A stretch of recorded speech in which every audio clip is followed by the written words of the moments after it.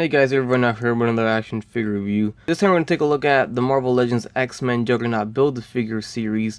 This time it's Marvel's Rogue, and here she comes with a leg. It looks like the left leg of Juggernaut, so we're getting closer to building him. There we have Rogue, of course. There's the side of the package with Rogue on there. There's the back, and we have her posed up there along with the rest of the wave down on the bottom, Juggernaut on the left. We do have a read-up says with just one touch, Rogue can absorb anyone's superpowers, making her capabilities in any matchup nearly limitless. So there you have it. Let's get Rogue out of the package and see how she looks. There we have Rogue out of the package, and yet another figure that I'm liking a lot straight out the package. I'm liking how she's sculpted. I like the jacket, how it's sculpted. The hair sculpted nice too. The paint is really clean on the figure, especially the X right there on the belt. We do have X on the shoulder, X on the other shoulder. You can see the hair here, how nicely it's sculpted too. Let's get a closer look right there. Not a lot of paint variations, but it's not too bad. The paint on the face came out nice too. Normally they do sloppy work sometimes, Hasbro, but they did a good job on this one. The X on her chest looks clean as well. These little knee things are loose pieces that you have to push up and push down, so now they're on there, but they're really loose when I took her out the package like this. But they're meant to go one down here and then the other one up top.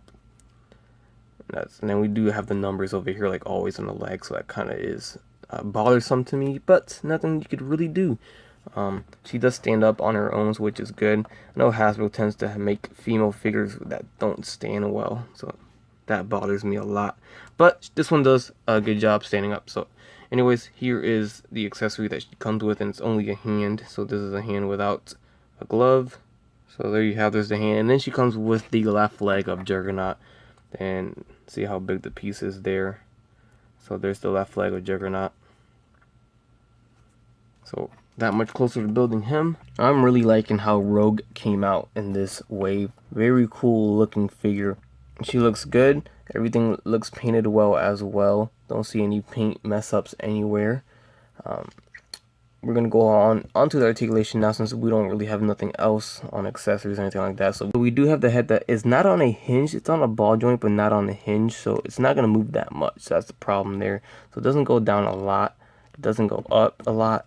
And left and right, it's hindered by the hair. And there you go, popping off. You can see the ball jointed. No hinge.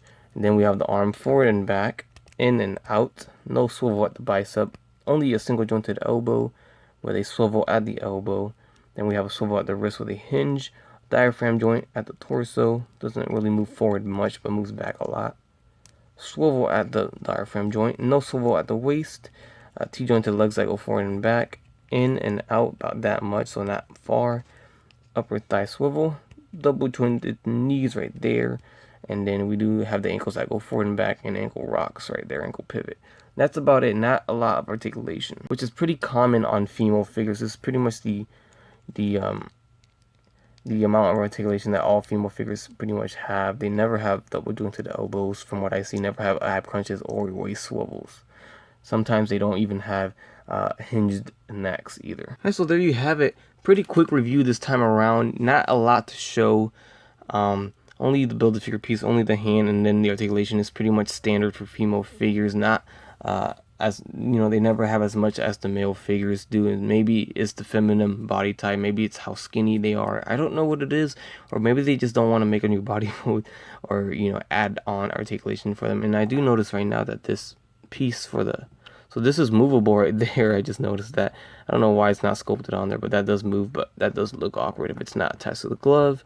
So let's put it back there. Anyways, the figure itself though looks really good, and I do recommend picking her up for any X-Men fan or Rogue fan. This is a very nice Rogue figure, and I still recommend picking it up. She still has decent articulation, still looks good. Paint and sculpt looks outstanding on the figure. I like how the waving in the wind type deal is going on with that ribbon and the hair. So anyways, with that said, I hope you guys enjoyed the review. Please pick this one up. This is yet another good figure from this wave. Go ahead and leave a like, comment, subscribe if you guys like, and you guys have a great day. Bye.